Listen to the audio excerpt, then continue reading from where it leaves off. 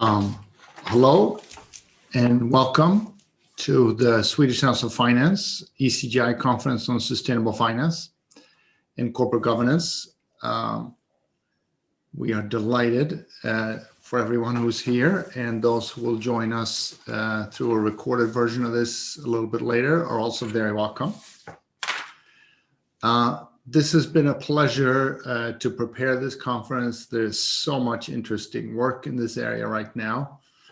I think working with the ECGI has been a huge pleasure, and the organizing committee has found everything super convenient.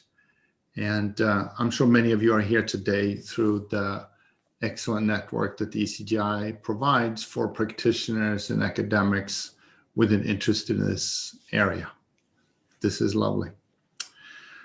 Also, the support teams have been great, and I think everybody has figured out how to work Zoom.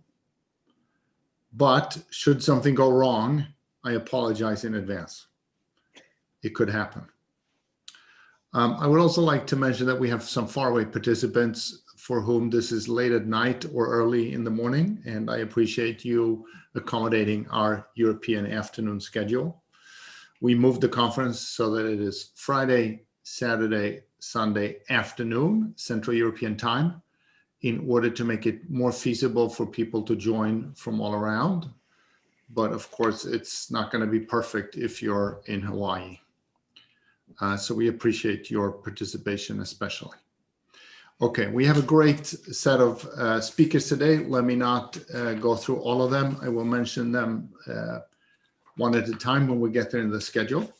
I will just start by mentioning that the day gets more academic as we progress. We're going to start by talking about life in the corporate governance jungle. What is it like out there? And my colleague, Sarah Jack, also a professor at the Stockholm School of Economics, will lead this conversation, and I hand over to you, Sarah. I'm just going to try and share my screen. Hopefully it'll work.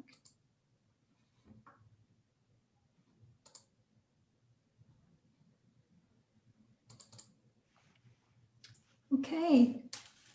So thank you, Bo, for your kind invitation to join you today, and especially in today's activities. And thank you to everybody else who's also joined us today and taken the time to come and listen to us. So my name is Sarah Jack, and I'm the Jacob and Marcus Wallenberg Professor of Innovative and Sustainable Business Development at the House of Innovation, Stockholm School of Economics. And I'm delighted today to be joined by Peter Wallenberg Jr., the chair of the Nutt and Alice Wallenberg Foundation, the Marion and Marcus Wallenberg Foundation, and Wallenberg Foundations AB. And through his activities, Peter is also involved in the engineering industry, the private equity and the hotel business. He is also director on the boards of Atlas Copco, Scania, EQT, and is chairman of the Grand Group and the Royal Swedish Automobile Club. He holds a BSBA in Hotel Administration from the University of Denver and an International Baccalaureate from the American School Lace in Switzerland. Now, the Wallenberg Foundations are the ultimate owners of the companies in which the Wallenberg family has an involvement. The Foundation's core holdings consist of the majority of owned and publicly listed Investor AB and wholly owned FAM AB. These companies include some of Scandinavia's largest and most important blue chip corporations. And the Foundations grant funding to excellent researchers and research projects beneficial to Sweden, and have since 1917 granted over 35 billion Swedish kronor. And this equates to approximately 3.3 billion euros, which is a staggering amount of support. And grants are used to fund research in the fields of medicine, technology, natural sciences, social sciences, humanities, and archaeology. And given that the Wallenberg Foundations is the collective name for the 17 public and private foundations established by individual members of the Wallenberg family, I see this as a great opportunity for us to have Peter to join us on the stage, as it were, today. Now, the Wallenberg family business story started when André Oskar Wallenberg helped a friend to find the financial resources to expand a sawmill in the region of Dalarna, north of Stockholm in Sweden. He subsequently moved to Sweden and pursued an entrepreneurial career, founding Stockholm in Skellada Bank SEB in 1856. And from the start, the Wallenberg family have worked hard to support enterprise and research in Sweden and internationally. And the Wallenberg family has always been concerned with supporting companies of Swedish origin that are looking to grow their operations in international markets. And in building and developing its interests, the Wallenberg family tradition has primarily been to focus on innovation and long-term sustainability through financial vigilance.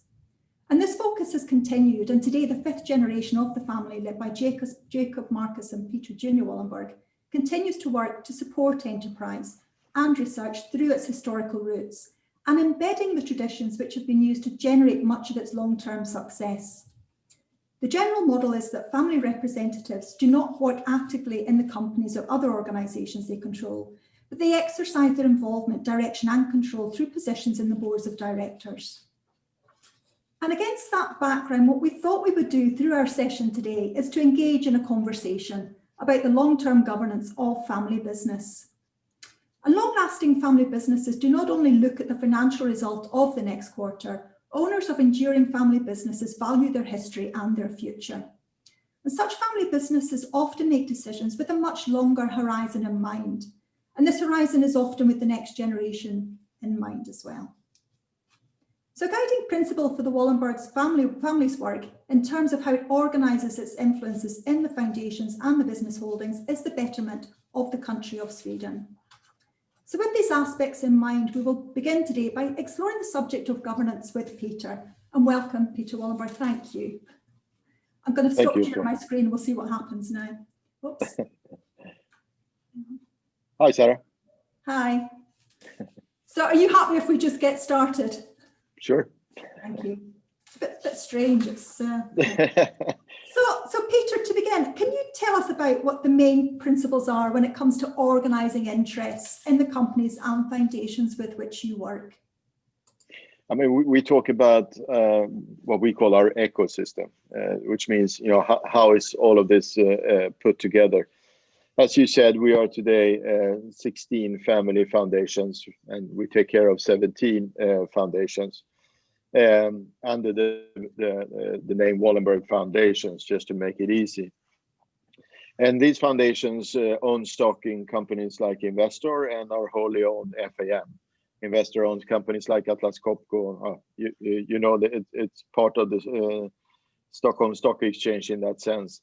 FAM is more of a privately run investment company, wholly owned by the foundations. And all the dividends that we do get from these investments goes back into the foundation's design. And 80% of that we give out every year to Swedish research and education. 20% we're allowed to reinvest, which means that we are still here after 117 years, to be honest with you. So in that sense, it's not a traditional family business because we as individuals don't own anything of it, but we are as a family the ones who are supposed to develop and continue to develop both the foundations as such, but especially the companies that the foundations have put their money into and invested in. And as you said, I mean, from our perspective, what we look at is long-term ownership, long-term responsibility. And we do that with the goal of seeing to it that we in the long term can also support the development of Sweden. So we're a strange family business in that sense, but it is forever as it looks right now. And, you know, to me as well, when you talk about the ecosystem and the putting together for the betterment of Sweden, I think that's an incredible kind of thing that the whole kind of organisation or the ecosystem actually offers as well. So what kind of led things to being organised in that way? Again? What led to things being organised in this way? Being part of the fifth generation, a proud member of the fifth generation, it all started really in 1917 or 1916-17, when Knut and Alice, who didn't have any children, and during their own lifetime, spent a lot of their own fortune on trying to help the development of Sweden around themselves. And at that time, there was a lot of social questions, but they also helped to to build a Stockholm library and started to help to finance new buildings at Swedish universities and things like that. So, and when they became a little bit older, realizing with no kids and didn't want the family to fight over their fortune, they started the Knut and Alice Wallenberg Foundation. And today that is Sweden's largest contributor to research and education. So that's really how it started. From then on, another 15 have done the same thing. Some have started while they're still alive and worked with it while they were still alive. I usually bring up, when I get this question, I usually bring up Berit Wallenberg, who was a lady that when I was a kid, I was pretty scared of, because she was a photographer and an archaeologist. But she was very short. She had big feet. She was always wearing really dark brown dresses and looked pretty scary. So every time we went to a family dinner, everybody of the kids ran into another room. But when I started to work with the foundations, I realized that she started her foundation in midlife. And her foundation is today, it's not a big foundation, but it's the most important foundation and contributed to research within archaeology and cultural history in Sweden. And I have to say that her way of thinking symbolizes the way that the family is trying to think. And that is, you know, we are fortunate to have jobs and things to do. And what can we do to see to it that we can use that in a longer term and see to it that we help others and the development of Sweden. So Berit, even though she's a small foundation, is one of my favorites. That's really interesting as well. And it shows how the family influence through all kind of stages has made the future as well and taken things forward. But was it difficult to set things up in this way, do you think? It's probably controversial in 1917 that the rest of the family wasn't able to get a hold of the fortune of Knut and Alice. So that was probably like in any other family. But I think that after that was done, that has been the way that the family has been working. I have to admit that when I was younger, 70s, 60s, 70s, 80s, the foundations were not really the thing that we talked about. It was the businesses we talked about and everything that the foundations really owned. But the foundations were not the main topic. So when I started to know about the foundations was when I was brought in as a member of a board of a smaller foundation, just to learn what board work was all about.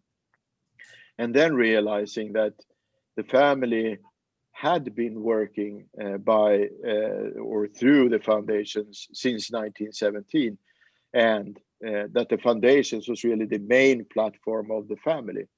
And as you know, from the past 20 years, we worked very hard on seeing to it and form the ecosystem to see to it that people around us also understand that it is not the individual family members, it is the foundations that are. So I have to say, to answer your question shortly, it has worked out pretty well to work in a setting like this.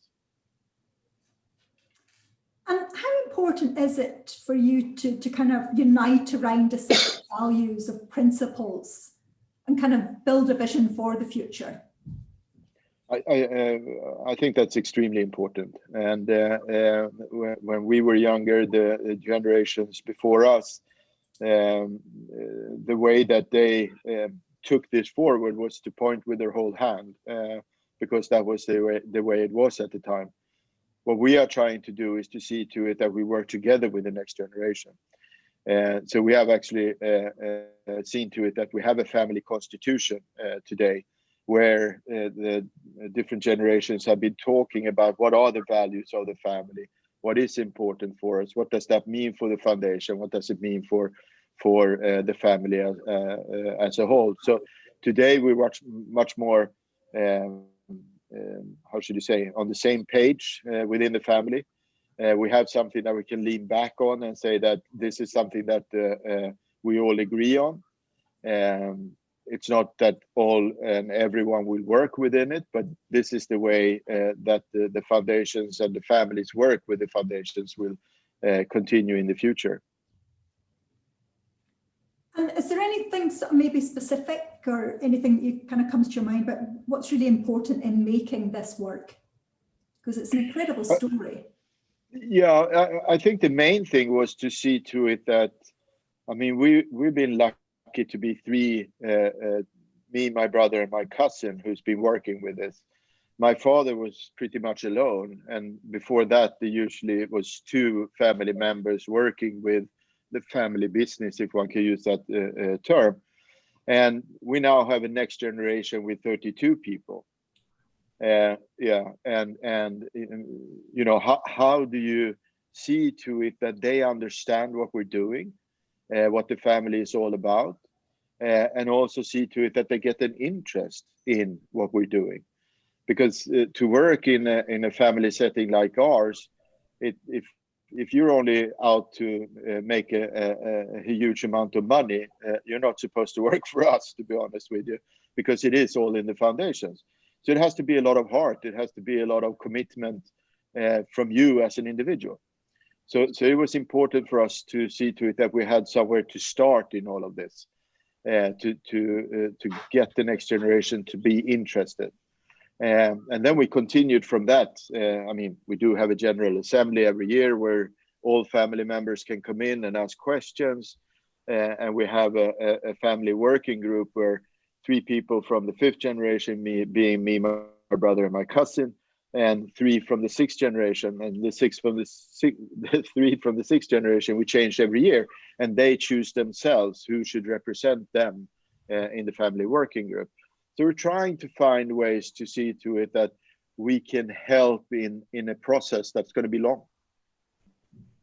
And it's really fascinating, I think, that kind of that sharing that goes on within that process as well, and the fact that it is about building the future.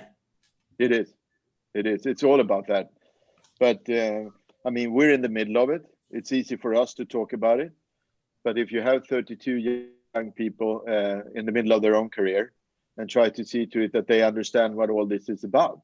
I mean, you know, you met Jacob and Husky. I mean, they travel a lot. They're never at home. Is that really what the next generation are looking for? Or does that make them scared, or they don't understand why? So we're trying to build something above that to see to it that they realize that it's all about our own commitment as individuals. I use myself as an example. I mean, I took a completely different route compared to my brother and cousin.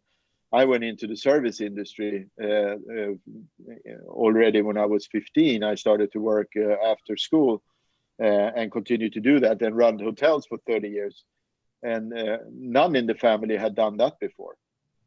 So of course, there's a lot from the next generation that says, if you don't go the business way, meaning the bank or invest or something, does that mean that you cannot go into the family business? And I'm trying to use myself as an example that no, you can actually grow into that too. So it's all up to you. It's your own, you know, your own thoughts, ideas, and commitment that is the one, the thing that counts. And what do you think kind of makes, you know, the next generation and your generation buy into that kind of understanding, I suppose? Well, I hope they will. We're still working hard. We've been doing this for the past 6-7 years. We got our family constitution in place, 3 years ago, 4 years ago. So it's still something that, you know, we're working very actively on. But we are trying to bring them with us in different things that we do. I bring them to the universities when I work, when I represent the foundations. I bring them with me. My brother and cousin brings them with them when they do other things, just to give them an idea. Not all of these 30 people are going to work for the foundations going forward, but I hope and I think actually that everything that we do now makes them a little bit curious and probably and hopefully as proud as we are in what our ancestors has done, and actually want to be part of seeing to it that this can continue to develop. So if we get some of them to take over where we are, we'll be very, very happy. And it sounds to me sort of very inclusive as well, which reflects Sweden and its society.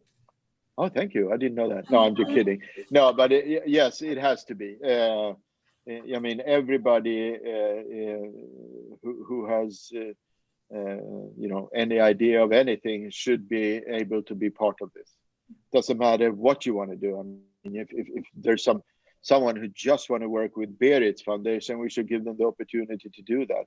If somebody wants to work with the foundation on the business side, we should try to help them to find that route.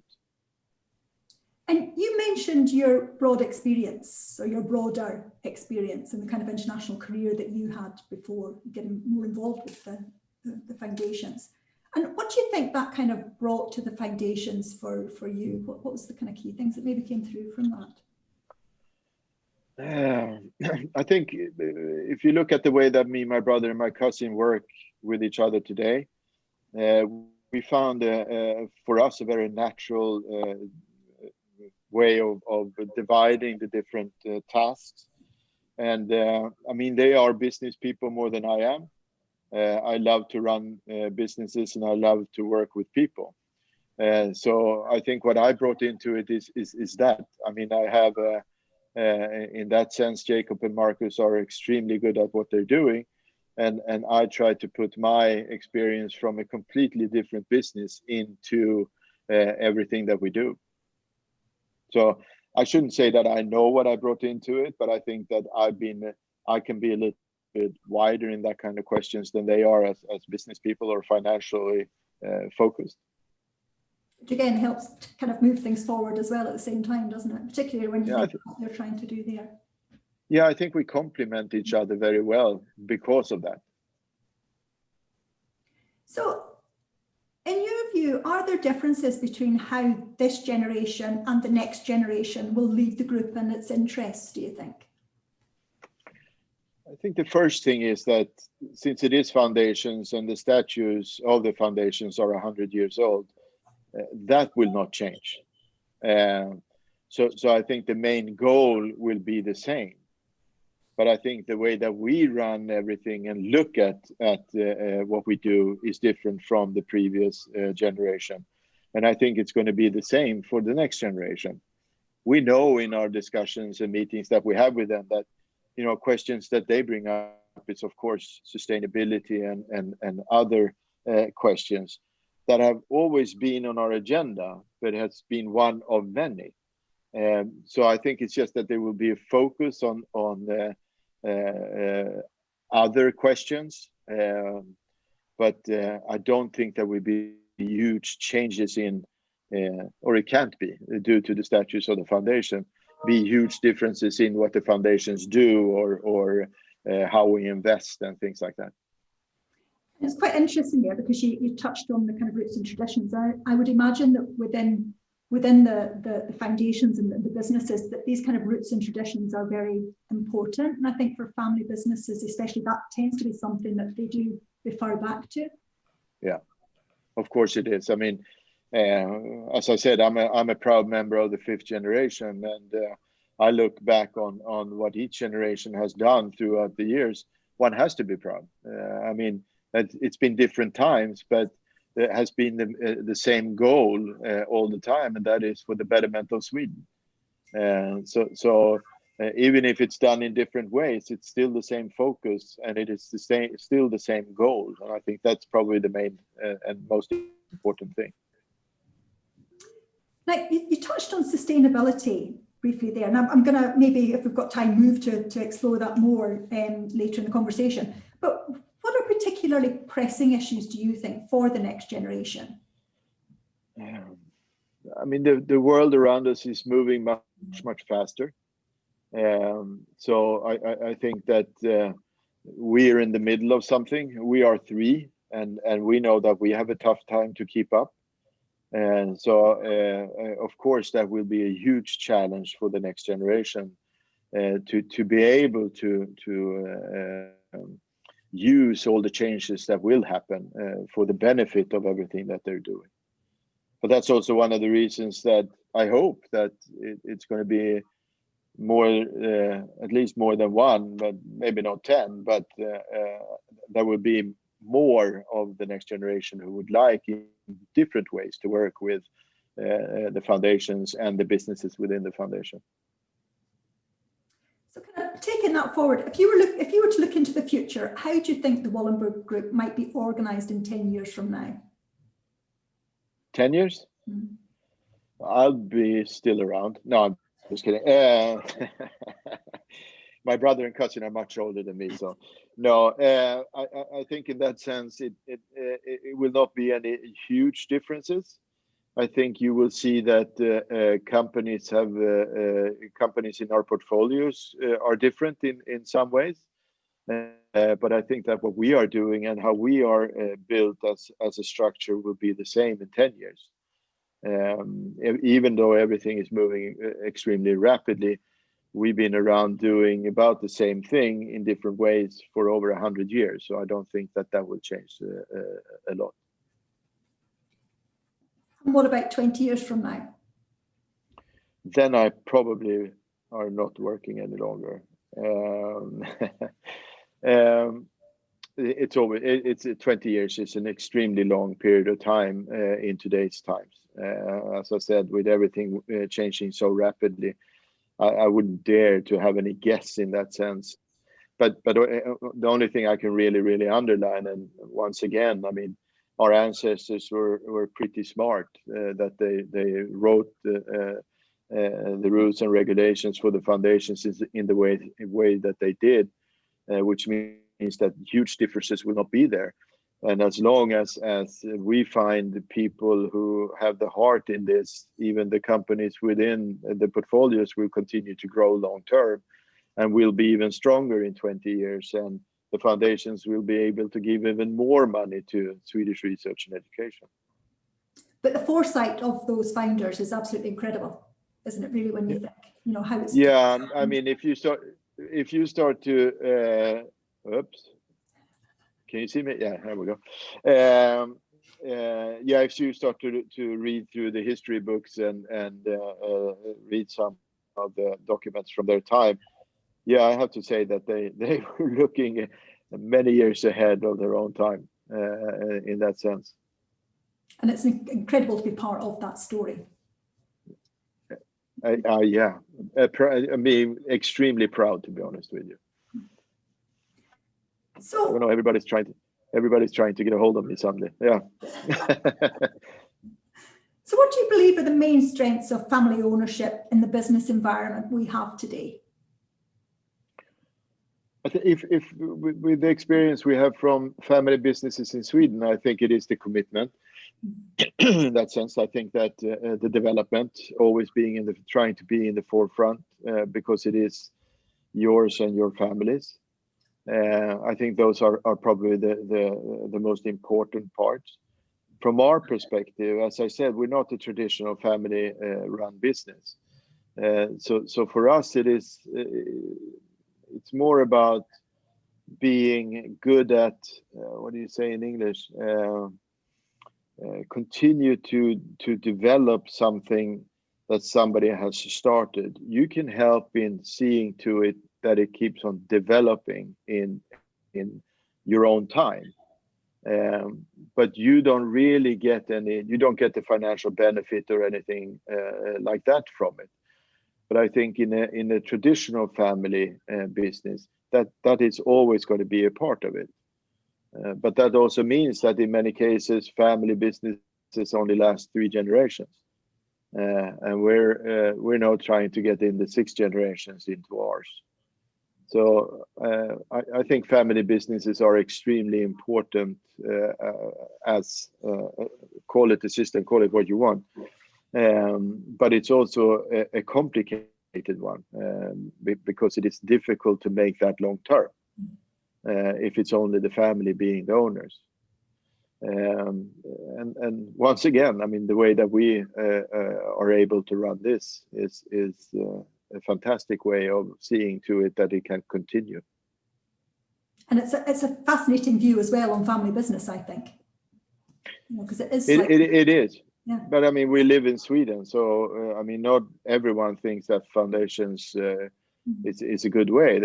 When I know that when my grandfather, when he lived, there was a lot of people who said that, oh, but foundations just only try to get away from taxes.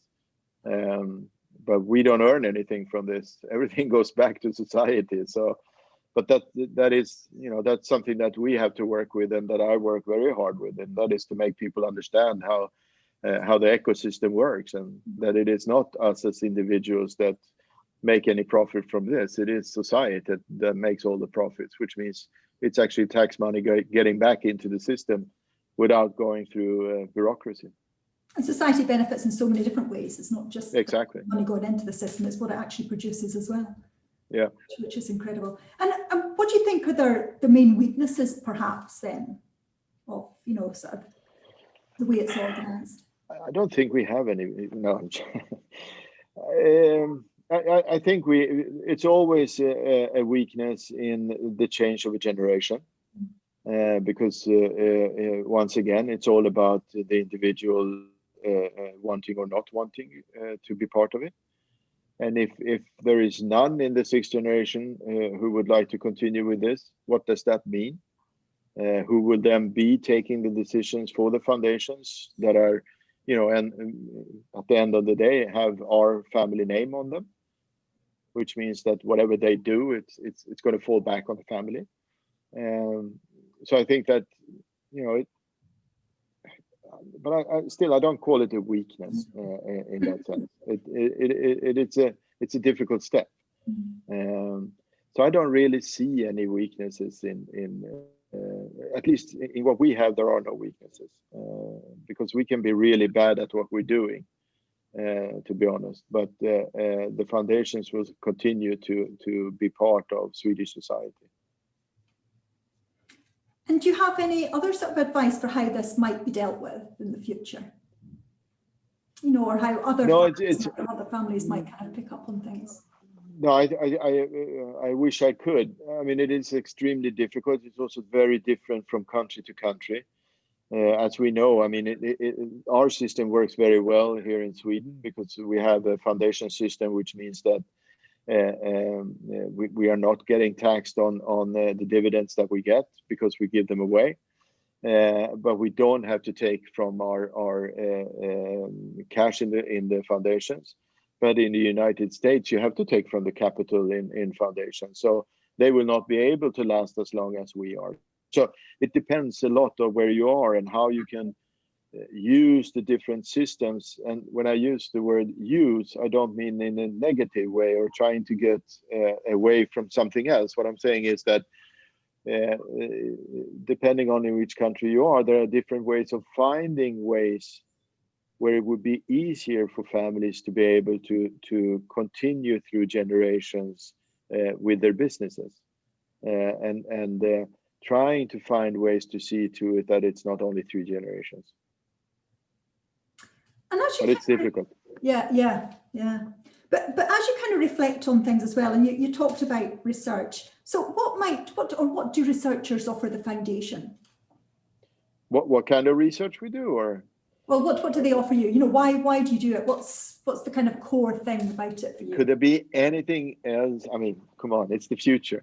No, but for us, it's also about from the foundation's point of view. We're also working a lot with trying to see to it that the next generation of researchers gets a platform.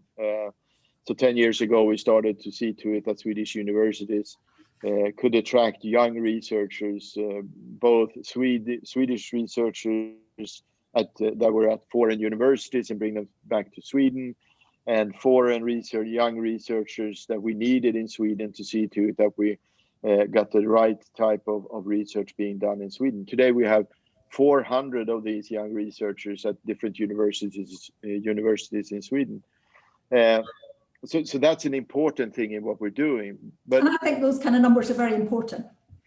It is, and to be honest, I'm pretty proud that it's 50-50 male female also, which is good, which is something that we work very hard on from the foundation's point of view to see to it that the university. I mean, I travel around to all the universities in Sweden. I meet the researchers and I realize that we don't get the applications for projects from the female researchers from the university. So, I mean, it's something that we've been pushing for many years to the universities, and we know they're there. How come you don't send their applications? This year, now, we actually have 60% of the project financing this year is for female researchers. So I mean, it takes time, but it's worth it because we know it's there. It's just that, you know, sometimes you need to poke and say, we know, you don't. So please listen and learn. But then, I mean, we're also in the situation, being a foundation, that we can be less bureaucratic. So which means that we can start projects much more rapidly than the politicians can do. So if you take our WASP project, which is within AI, autonomous systems, etc. I mean, we started a research school. We today have 22 companies being part of the research. And we go from, in Sweden, of having nothing within this research to being one of the leaders in Europe. And we've done that within 4 years. And we've been able to get international researchers to apply to Swedish universities to be part of WASP. So, I mean, we can help to see to it that, you know, what's good here can be used in a better way than we are doing. And we can take rapid decisions. So that's something that's, you know, we're proud of. And in most cases, it works. But it's also, you know, we started something called Wood Science Center at KTH and Chalmers. And that was to see to it, and it was all financed by us, because we realized, in both being owners within the forest industry and being part of the research community, that there was nothing really being done when it came to the usage of the Swedish forestry.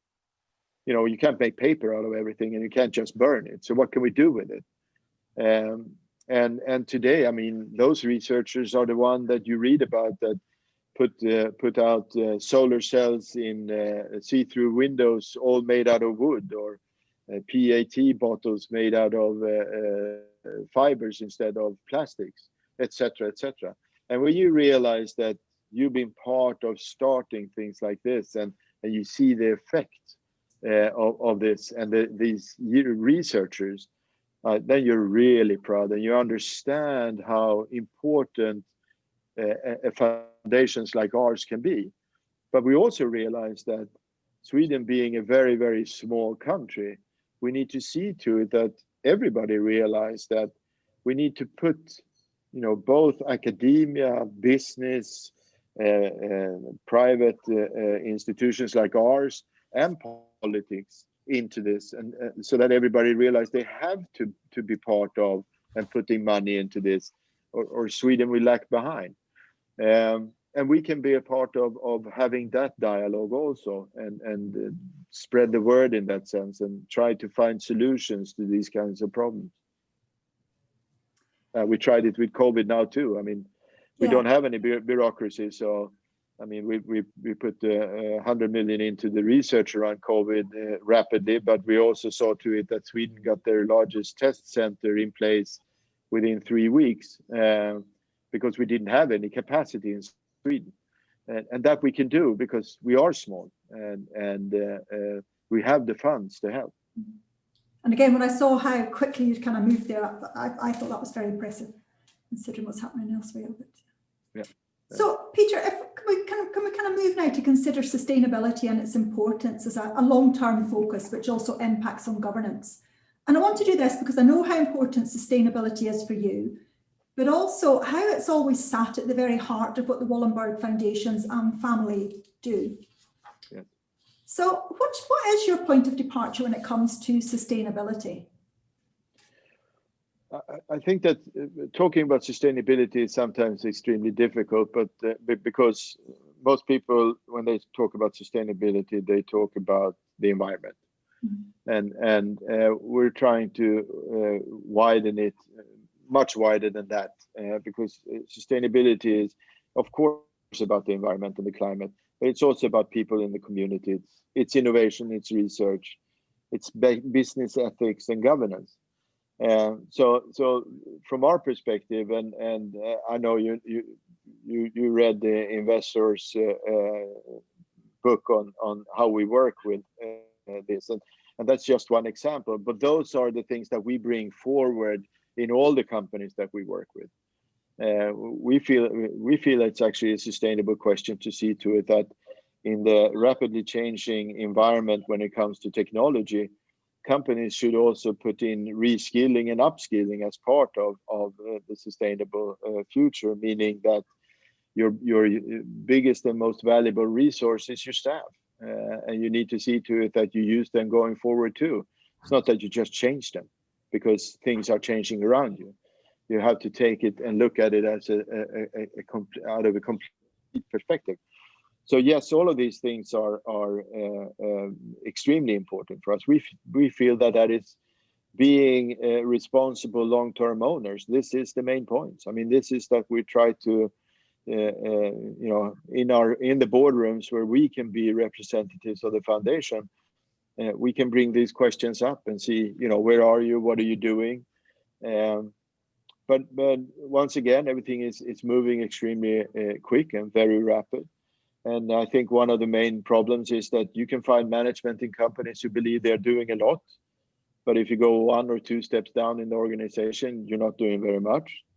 And how do you see to it as owners that this is something that is part of the DNA of the companies that you're running also? And I think that's the largest challenge. To talk about it, we're good at that. But we also need to see to it that we're good at getting it into the structure and being part of the company's DNA. And what does sustainability, do you think, kind of mean to you as a business family? And I mean that, throughout the generations as well. No, but it is our future. I mean, it's the company's future. If they don't take these questions seriously and work with it, who want to work with them? What kind of company will you be? What kind of products will you produce? So I think that it is one of the most important questions that any company have today, to see to it that you find your way of working in these and around these questions. And how was sustainability introduced to you? As I said, I was in the service industry, and I was running hotels. So one can say from that perspective, it was something that became pretty natural to me, because you get pretty pissed off, sorry about the language, when you realize that you throw away 40% of all the food that you have produced in a hotel or in a restaurant. And you realize that there is no way that you can use that in any other way. I mean, I can give you an example that running the Grand Hotel in Stockholm, we realized how much food we wasted every day. Of course, we tried to make things to do less, but it was still a huge amount. So we tried to find farmers who, pig farms and others who could then take the food. But Swedish laws of clean food is tougher for pigs than for people. So they were not allowed to eat our food, which makes it difficult. But it also meant that you started to look yourself in, okay, so what's another solution? What other questions is it that, you can work with? Today, Grand Hotel is actually part of a completely closed system, made out of vacuum. So you have 3 tunnels going into the walls at the bottom of the hotel where you can throw different kinds of waste that is then being taken care of in underground valves in Stockholm, used for heat and for other things. So I was introduced to it pretty early in that sense.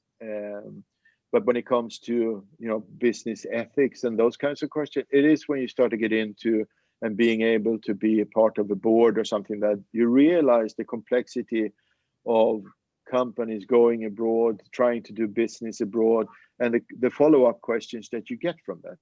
Then you realize that these are new challenges. How do you solve these? How do you work in these questions? So I would say that pretty early, I was introduced in many different ways, and depending on the question, it's more or less difficult to find solutions for it. sustainability mean, do you think, for the portfolio companies and their activities?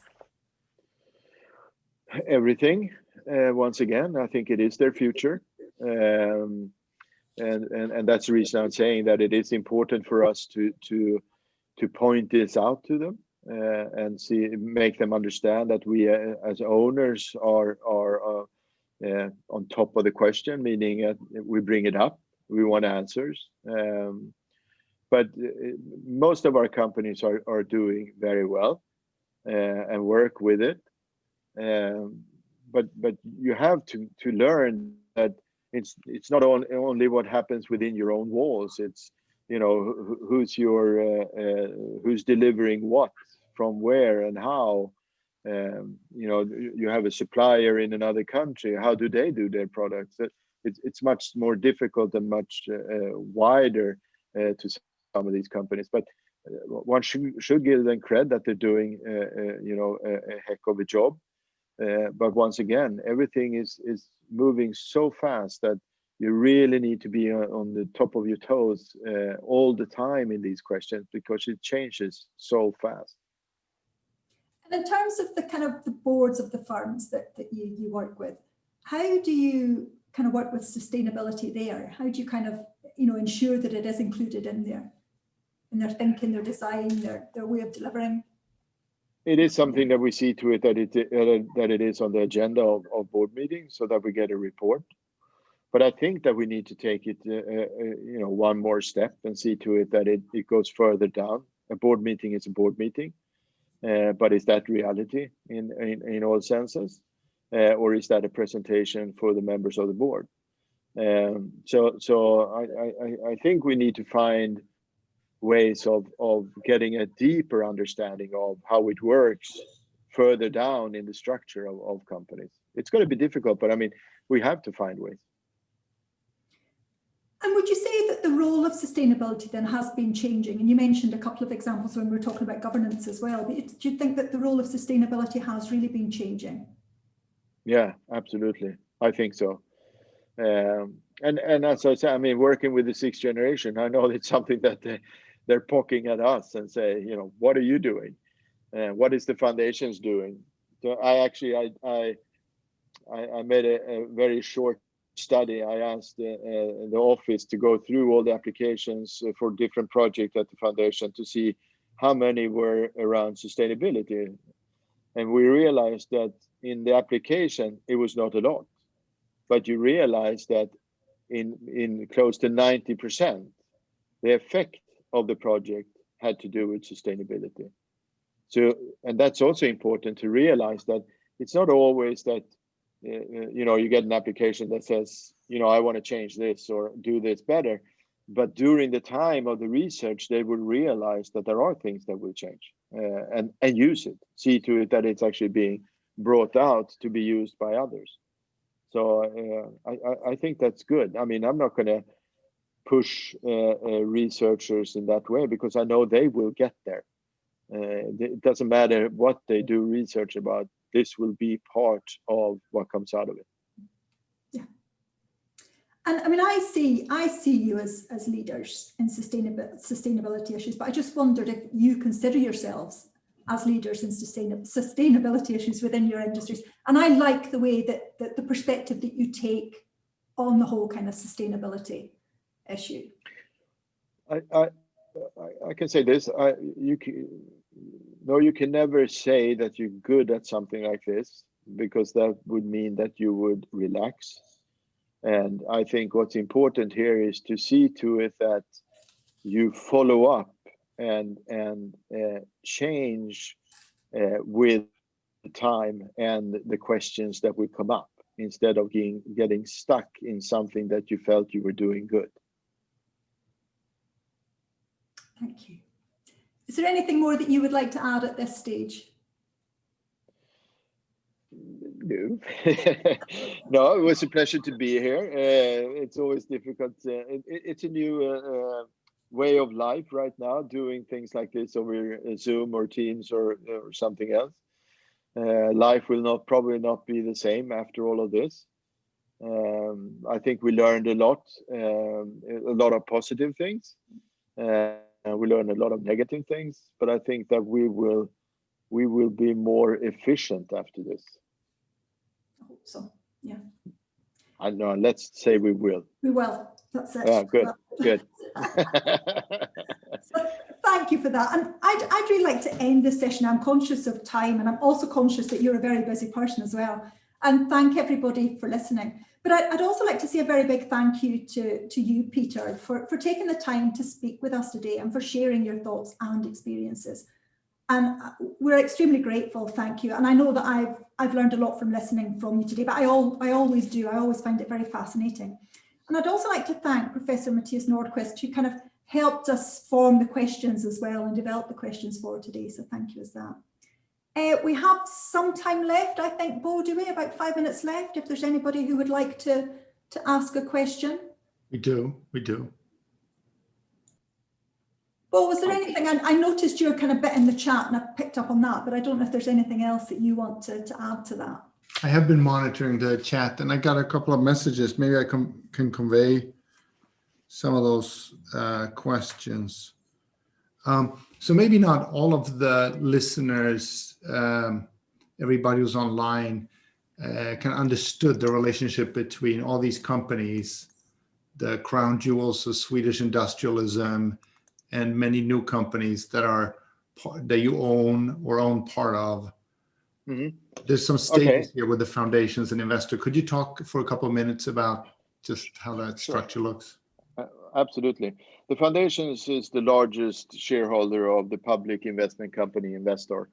Investor own companies like ABB, Atlas Copco, Electrolux, Ericsson, Wärtsilä, Finland, etc. But they're all public companies. On the other side, we have a privately owned investment company called FAM, Foundation Asset Management, where we own companies like, or have stock in companies like Stora Enso, Saab, smaller companies like Höganäs, Nefab, and others. And then one should add that Investor has a sister company called Patricia Investments or Patricia Industries. And in Patricia Industries, you have companies like Mölnlycke within healthcare. They actually own the Grand Hotel and other smaller companies that they own 100% or are the majority shareholder of. Did that explain enough? I can go even further, but no, that's great. But you talked extensively about the role of the family here, and what is the you want to engage the next generation and so on. What's the extent of the family? How far into this vast these businesses are we? Yeah. One can say that. Me, my brother, and my cousin, we represent the foundations on board levels. My brother is the chairman of Investor. My cousin Marcus is the chairman of the SEB Bank.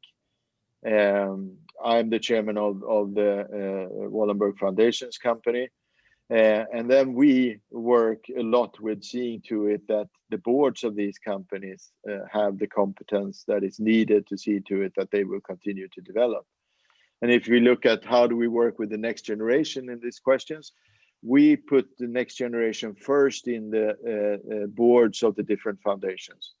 So they start to learn the work or learn board work by being members of the foundations board, realizing what it means and what you have to do as a board member. It's not just to sit and listen. You have to be an active board member, being part of helping to develop whatever board you're working on and the company it represents. And hopefully this will lead to that they get good enough and interested enough to want to go further and go into company boards. And in that sense, we will see to it that their names come up, but it's not we as family who take the decision of the board members of the different companies. We have a, what do you call it in English? Valberedning. Nomination committee. Thank you, nomination committee. which is not run by us. So we're being very, very in that sense open-minded, and as we say, I mean, we're not a job office for the next generation. They need to see to it that they are the ones with the drive and the interest of continue to develop. Thank you. That's great. Those were my questions, Sarah.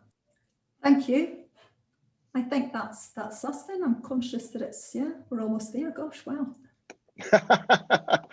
You were a little bit scared, weren't you, Sarah? Perfect. Thank you both very much. We start again at 2:40 local time. That is in 14 minutes. Thank you both very much.